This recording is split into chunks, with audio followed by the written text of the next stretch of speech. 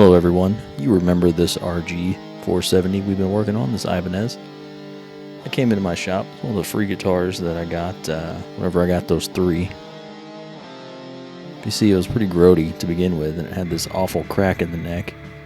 We got that separated and got it all fixed. Came out looking pretty good. We did a few more things too. We went ahead and put a new logo on the headstock because the old one was looking kind of cruddy. Gave that a quick clear. And then we did some inlay work. So this guitar has gone through a lot so far. And what you're going to see in this video is basically the entire process for what we did to the body. Now that we're all caught up, let's get into it. So here's something interesting. Everywhere that a big screw kind of goes into the guitar, it has these little expander sleeves that you use for putting screws in the drywall. There's another one. And on the back here. So I'm going to have to fill all these in with dowels when we go to paint it. Pretty crazy. And there's an attempt at shielding for some reason. But there's already shielding paint here, so it probably didn't need that. But we'll pull it out, and we'll see. So of course we just started taking parts off. It was interesting. It had different knobs and a spider sack. What is it with these guitars I keep getting with spiders? Did a little superfluous cleaning just to get a shot of the crud that we generally get off these guitars. And it had this gnarly crack in the horn. So that was the first thing we fixed. A little bit of watered down glue, and then finally some thicker glue so that it gets way up in there. And it was broken on both sides, so we went ahead and glued it on both sides and then clamped it down.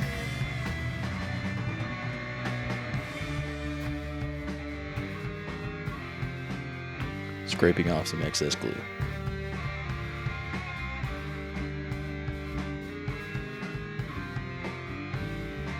This is pretty self-explanatory, but we're just sanding it down now.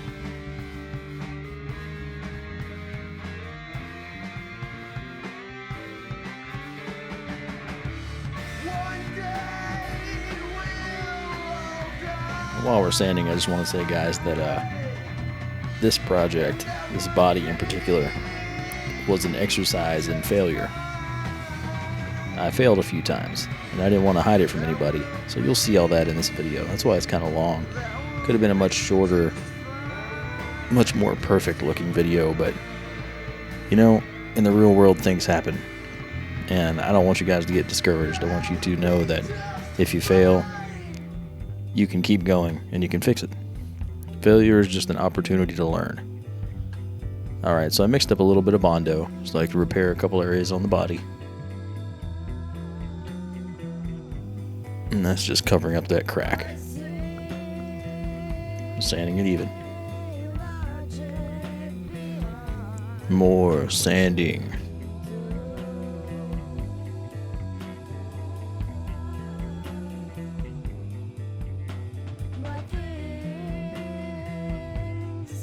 Just doing a little bit of cleaning off to prepare for primer.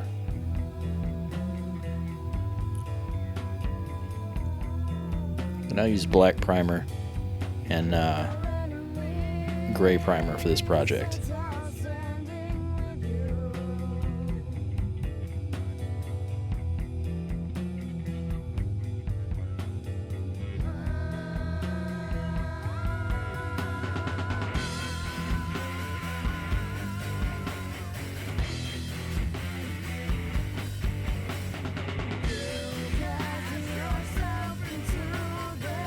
That's the first coat down.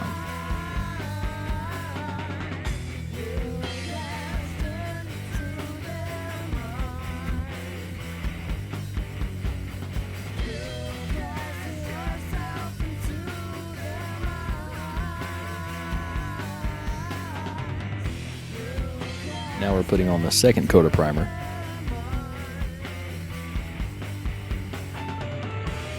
Quick tip about Bondo that I didn't put in my How to Paint a Guitar series. It is porous, which means that it will suck up moisture. So you don't want to get this wet before you put a coat on top of it. So I have made an executive decision. I was going to repaint this guitar a metallic red, which it already was red. But I thought that'd be kind of boring. It wouldn't be drastic enough, you know, it wouldn't be interesting enough, I think, to make a video.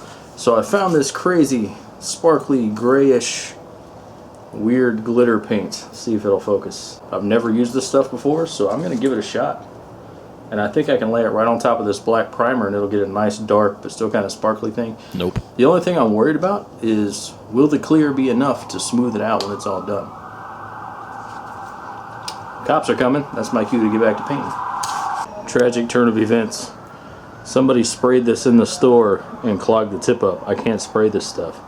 So I'm going to see if some paint thinner and a little bit of force will help it unclog. So it didn't work. My paint seized up in the can. I do have this hammered Rust-Oleum copper and this red metal cast. I just did some experimenting off camera. It looks kind of cool. So we're going to put a base coat of this and a top coat of this and see what it looks like. I decided it needed one more coat of primer before I could paint it. Also, that glitter stuff, I shot the can with my BB gun. Unfortunately, for some reason I didn't film that.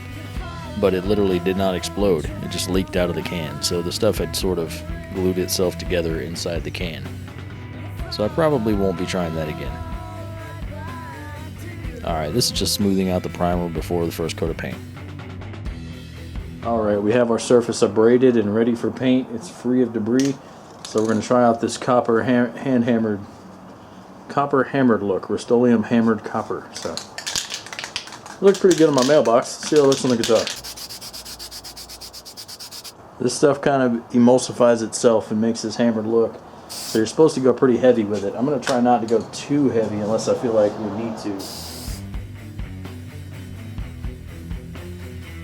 Yeah, I totally recently painted my mailbox with this stuff. Very good paint.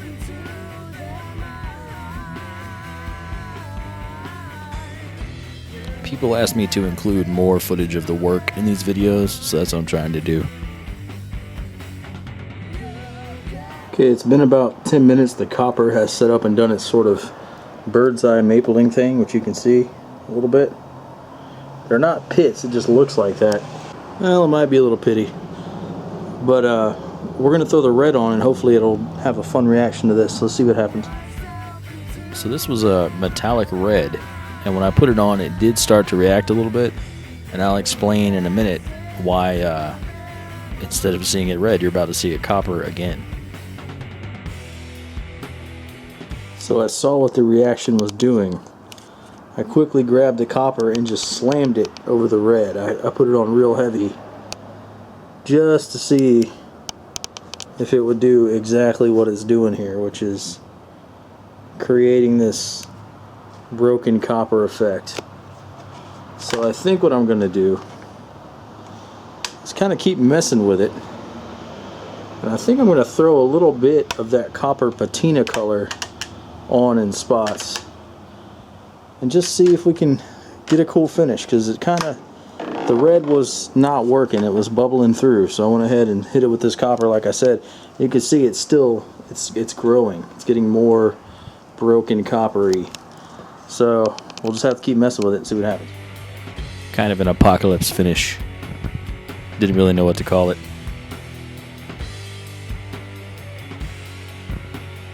I really like this teal color, but I didn't want to go too far and make it look too cheesy. Okay, kind of got some subtle copper effects going. Kind of dig it. See if we can get a little bit more intense. The green, just that one spot there. Alright, I think I'm going to leave it alone. And the biggest thing I see is, because obviously we went too stupid crazy with the paint, this is going to have to dry for a few days. And we're going to have to find something clear to fill in these voids so we can have a nice smooth finish. I'll show you what I'm talking about. So yeah, I kind of dig it. That worn old copper look certainly wasn't what I was going for, but sometimes, you know, crazy things happen. And I don't want to leave it rough like this. You see how rough it is? I want to make it nice and smooth. I think I'm happy with that. We'll see in a couple days. Alright guys, so I've cleaned off the guitar, and now I want to fill in the rough areas.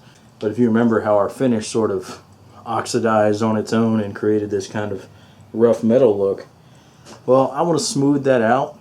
It'll keep the look rough, but the actual finish will be smooth. So to do that, I'm going to see about using this stuff called Aqua Coat. Now, this is for filling wood grain. I don't know what it's going to do on the finish, but I'm doing a lot of stuff with this guitar that I've never done before because it's my guitar and I want to learn. So, yeah, we're going to try this, and I thought it was going to be like a runny gel, but it's not. It's kind of solid. You probably can't even see that. It's like this gunky white paste. So they say you can apply it with a paper towel. I'm going to use this bandana, and I am not affiliated with the gang associated with these colors. At least not publicly. Alright guys, I got the guitar here. Let's see about giving this a shot. I'm very curious. So it's very much a paste, and this surface might be too smooth for it. Let's see. This is water-based and it dries quickly. So in about 30 minutes I should be able to come sand. It's supposed to dry super clear too. I'm very concerned about sanding because I don't want to hurt the paint. I gotta say right now I don't have high hopes, but we'll come back in about 45 minutes and see what's going on. The sides really didn't need much attention, so I'm kind of trying to apply this relatively liberally because I honestly don't know how well it's going to work. This is definitely the weirdest stuff I've ever used to fill in bumpiness. I could have sanded down the paint, but then I would have lost that really cool look that we worked so hard to get by accident. I waited a little bit over an hour because I wanted to see how hard this stuff would get. Doesn't look like it's done a very good job filling anything. That's probably user error. So I'm going to ever so carefully sand this stuff flat, and we'll fill it again. I think I ended up doing 3 or 4 fills on this guitar. Keep checking my paper to see if we have any paint, and we don't yet, which is good news. I'm not a huge fan so far, but we'll see. I'm going to try a different way of applying it this time. Still very, very rough. I'm hoping the next coat will help smooth that out some. We did go through the paint just a little tiny bit on an edge on the back because this is kind of a weird patina relic finish. I'm not going to worry about it too much because it didn't go through all the paint. It just went through the top layer, so it exposed a little bit of that red, if you remember that red base coat, or red undercoat, because the base coat was copper as well. So this is the price we paid to try to get results, I guess. Okay, so now that we've got a little more protection from the first coat of filler, I am going to literally use this card to just kind of smash the filler into the bumps.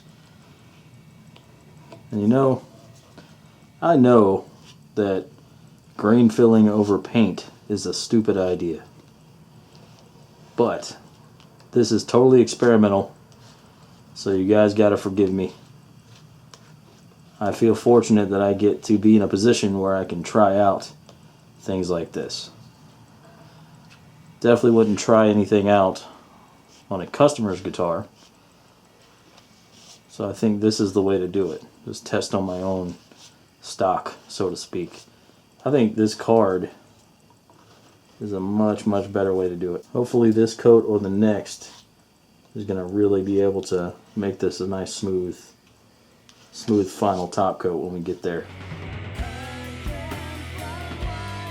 I really like the pattern up on the horn, the really degraded area.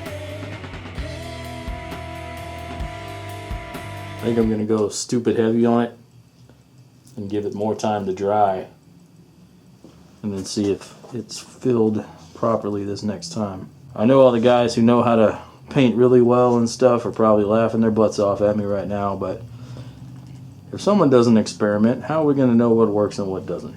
Alright, we are going to let this total mess of a guitar just sit for a while, and I'm hoping we'll be able to get this leveled, because I think we've got all the bumps encapsulated. So all we can do now is kind of wait and see, guys. So sanding, we burned through a lot of areas trying to make this thing smooth, unfortunately. That's not the original red. I sanded that off. That's the red I painted it. Copper on. Got some real bad areas I'm hoping I can cover up. Said from the beginning this was an experiment. Hopefully it's not an experiment totally gone wrong though. We'll see. Gonna do some touch-up painting now.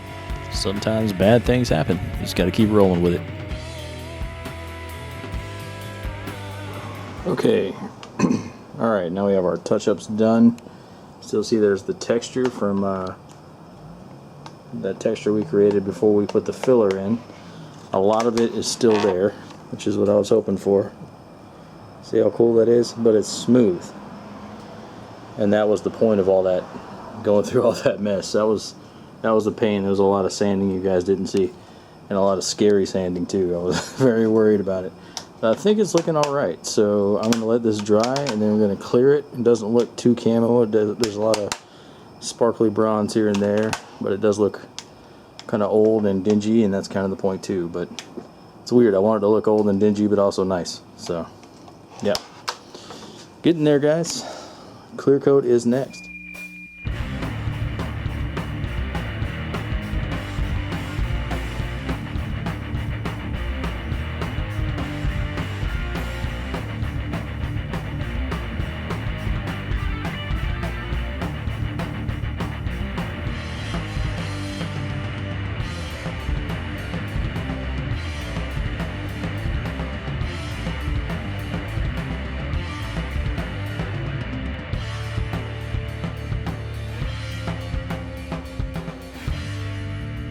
So this guitar took quite a bit of level sanding, wet sanding, and buffing. I did a lot of hand buffing before I touched it with the machine. What you're seeing now is the last bit of machine polishing that I did. I did 3 rounds of different lower grade cut before I went to the super high cut stuff with the machine.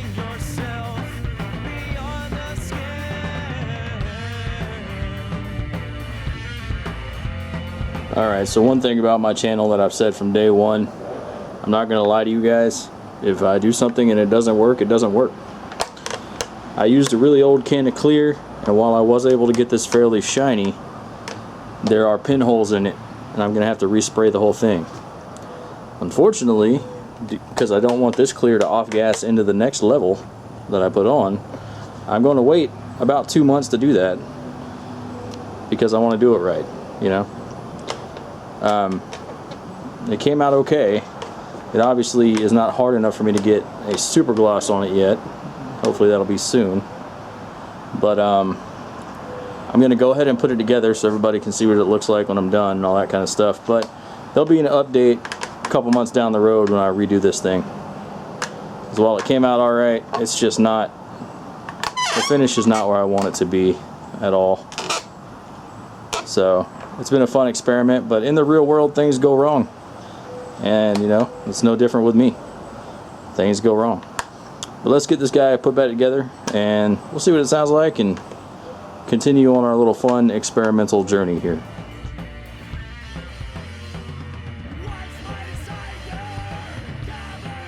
If you guys want to see how to level sand and stuff like that, you can check out the How to Paint Your Guitar series on my YouTube here. It's a 3-part series. Here's all the parts for the Floyd Rose. I had cleaned them all off in a mineral bath. I left them in there for about a week. Cleaned everything off, put it back together. I got some EMGs here that I got from a friend. I did some work for him in trade. Using the 25K pots, which are better for EMGs. That's what they're meant for, really, is active pickups. You need a stereo jack, a 5-way switch, and then here's all the neck hardware and headstock hardware up here and the rings. But I am using the passive middle pickup that came with this guitar originally. Not a huge volume difference, but I do have an active one on the way that will replace it.